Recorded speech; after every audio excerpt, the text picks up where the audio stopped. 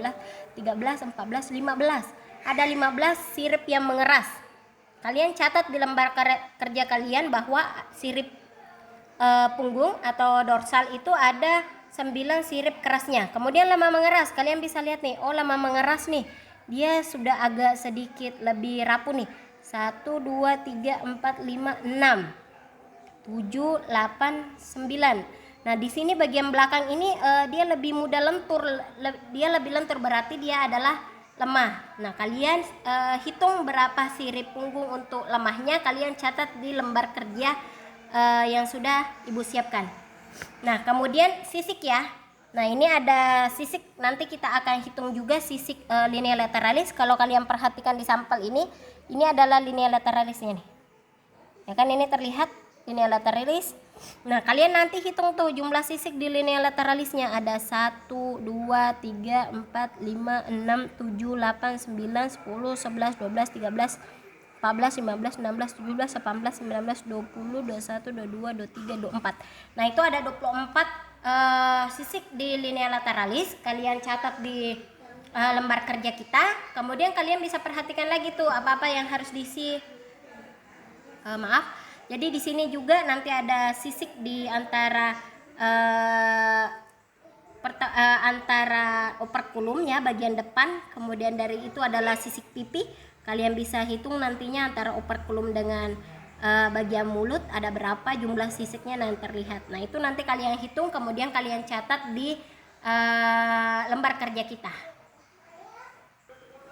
Nah kalau kalian sudah menghitung jumlah sisik dengan sirip nantinya ya, sirip keras, sirip lemah mengeras, kemudian sirip lemah, kemudian sisik-sisiknya, jumlah sisiknya kalian bisa baca di halaman tadi ya, ada di halaman 64. Kemudian yang paling bawah ada jumlah tapis insan, kemudian ada insang itu enggak usah kalian ambil karena agak sulit ya, karena kalian tidak bisa menggunakan kalian tidak memiliki peralatan untuk membedah ikan tersebut, sehingga bagian bawah dari nomor 11 sampai dengan nomor 13 itu tidak perlu kalian kerjakan. Kalian cukup mengisi jumlah sisiknya, kemudian jumlah siripnya, seperti itu. Oke. Nah, mengenai lembar kerja ketiga yaitu meristik, kalian bisa menghitung jumlah sirip dengan jumlah sisik sesuai dengan yang ada di penuntung praktikum kalian. Oke. Baik, kita akan lanjut di lembar kerja keempat. Setelah ini Ibu akan jelaskan mengenai lembar kerja keempat kita.